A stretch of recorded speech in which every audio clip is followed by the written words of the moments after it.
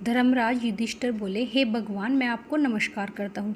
आपने चैत्र मास के शुक्ल पक्ष की एकादशी अर्थात कामदा एकादशी के बारे में विस्तार पूर्वक बतलाया। अब आप कृपया करके वैशाख कृष्ण एकादशी का क्या नाम है तथा उसकी विधि का महात्म्य क्या है? श्री कृष्ण ने कहा, हे राजेश्वर, वैशाख मास के कृष्ण पक्ष की एकादशी को वरुथनी एकादशी के नाम से जानते हैं। यह सौभाग्य देने वाली है। इसकी महात्म्य कथा मैं आपसे कहता हूँ।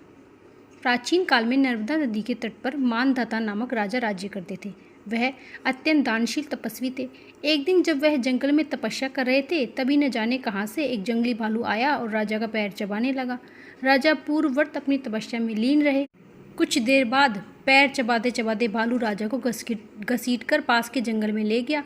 राजा घबराया, मगर तापस धर्म अनुकूल उसने क्रोध और हिंसा न किया।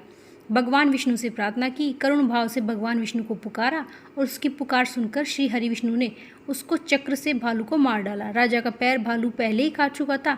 इससे राजा बहुत व्याकुल हुआ। उन्हें देखकर भगवान विष्णु बोले, हे वत्स, शोक मत करो। तुम मथुरा जाओ, वरुथनी एकादशी का व्रत रखकर मेरी वराह अवतार की मूर्ति का पूजा करो। उसके प्रभाव से तुम्हें पुनः सुदृढ़ अंग वाले हो जाओगे। इस भालू ने तुम्हें जो काटा है, यह तुम्हारे पूर्व जन्म का अपराध था। भगवान की आज्ञा मानकर राजा मानधाता ने मथुरा जाकर श्रद्धापूर्वक वरुथनी एकादशी का व्रत किया। इसके प्रभाव से राजा शीघ्र ही पुनः सुंदर और संपूर्ण अंगों वाला हो गया।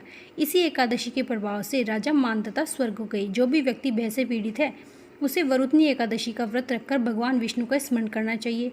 इसको करने से समस्त पापों का नाश होकर मोक्ष को जाता है।